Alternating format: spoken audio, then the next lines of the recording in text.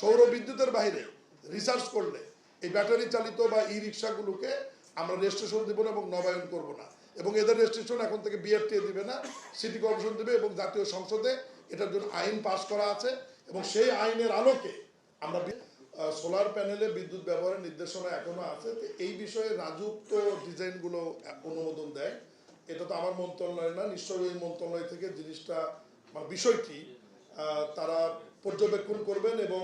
যাতে আইনটি কার্যকরী হয় সেই ব্যবস্থা তারা নেবেন। আর ব্যাটারি চালিত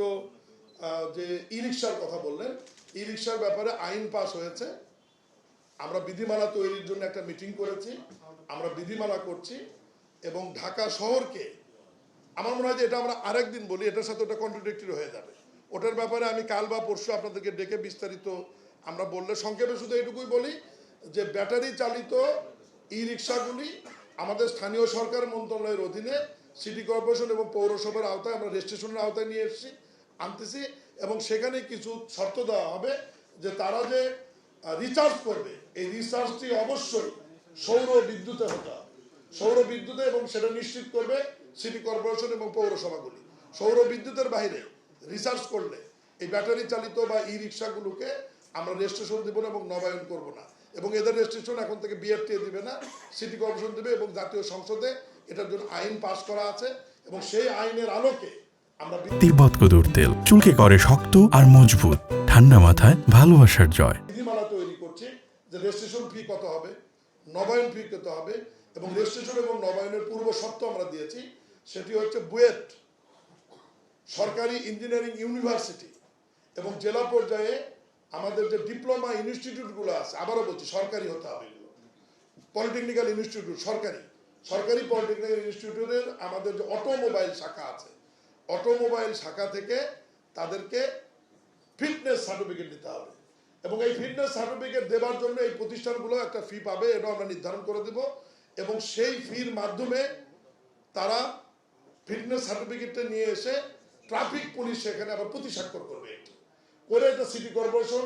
এবং পৌরসভাকে দিলে আমরা একটা ফি নির্ধারণ করে দেব, সেই ফিটি নিয়ে তারা তাদেরকে রেজিস্ট্রেশন প্রদান করবেন, এবং 1 বছর শেষে গিয়ে আবার যখন নবায়ন নেবে, নবায়নের সময় আবার তারা ওই ফিটনেসটি তাদেরকে আবার দিতে হবে, আবার নতুন করে ফিটনেস সার্টিফিকেট তাদেরকে দিয়ে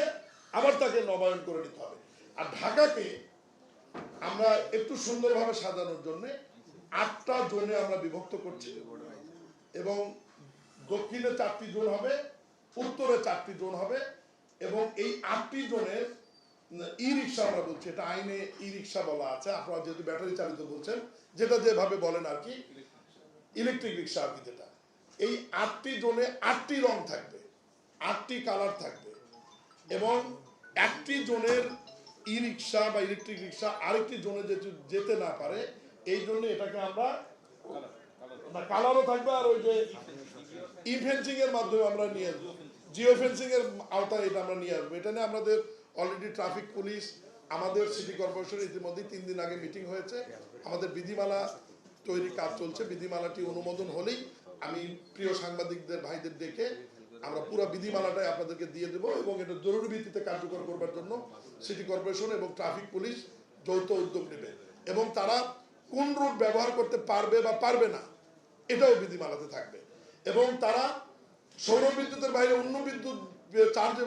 রিচার্জ করতে গেলে তাদের যে জরিমানা হবে সেটাও আইনে আমাদের থাকবে। এই সমস্ত বিষয় নিয়েই আমাদের একটা বিধিমালার কাজ, আমাদের তৈরির কাজ চলছে, আগামী সপ্তাহে ইনশাআল্লাহ আমরা মনে হয় যেটা দিয়ে